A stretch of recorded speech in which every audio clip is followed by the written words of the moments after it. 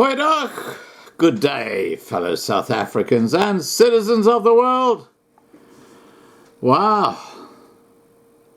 You know, for a country or a continent that was pretty well drought-ravaged for a long period of time, you know, you get all your eggs in one basket in a very short period of time, don't you?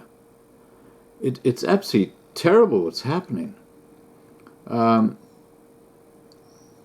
Cyclone Kenneth battered northern Mozambique on Thursday with gusts of up to 280 kilometers per hour or 174 miles per hour winds after killing 3 people on the island nation of Comoros overnight.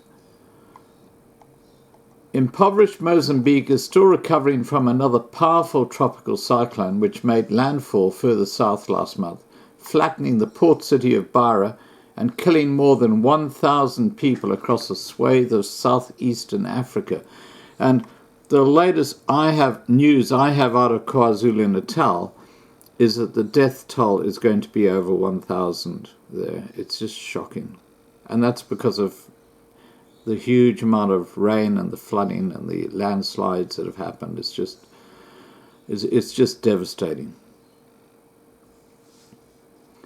A regional cyclone monitoring centre on the French island of La Réunion said Kenneth made landfall at about 2:30 p.m.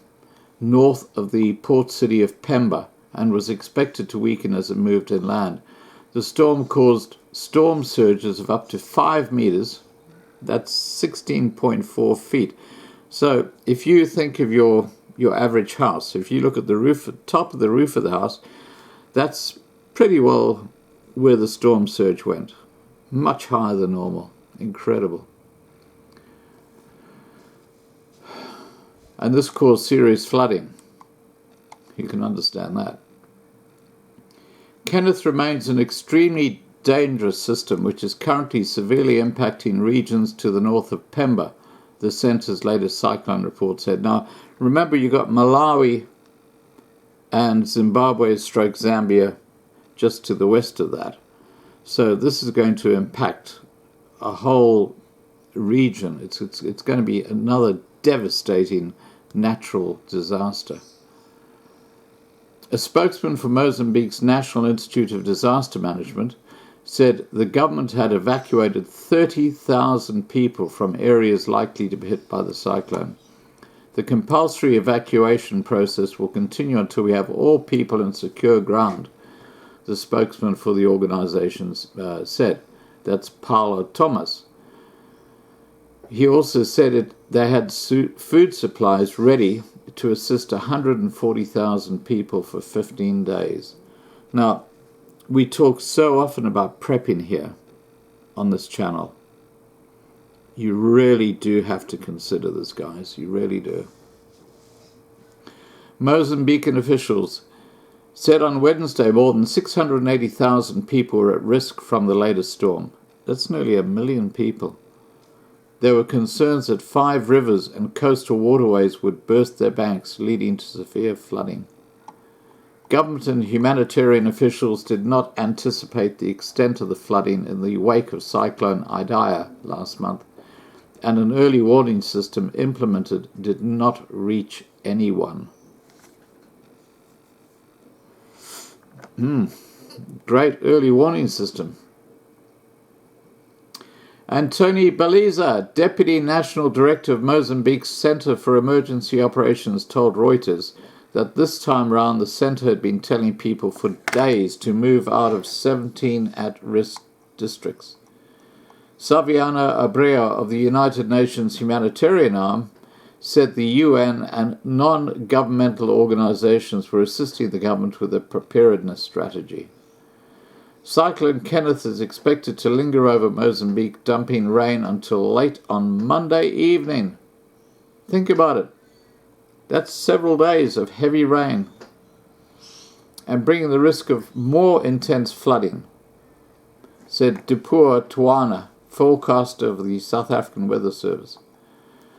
In neighbouring Zimbabwe, where hundreds died in heavy rains following Cyclone Idai, The Civil Protection Department sent out a warning that some areas near the eastern border with Mozambique could be affected by the cyclone. It said people living in low-lying areas, including in Masvingo province, Chimanimani, Chipinge, Mutoko, Mudzi, and Gokwe North, should be on high alert. U.S. energy firm Anadarko, which is developing large natural gas fields off Mozambique, said it has suspended air transportation in and out of the site as a precaution. ExxonMobil, also involved in gas fields offshore Mozambique, said it was monitoring the situation. In Comoros early on Thursday, felled trees and debris from homes were scattered over streets, and houses had their roofs torn off.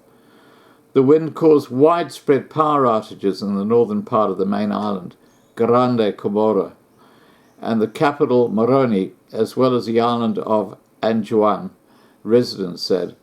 Government offices and schools were closed. Kenya Airways said on its Twitter feed it had cancelled flights to Moroni because of severe weather. It's all happening in Africa, guys, right on the east coast, all the way up from just south of Tanzania, all the way down to KwaZulu-Natal. It's just all happening there. Let's pray for everybody, guys. Please remember to subscribe to be kept informed, and have a great day.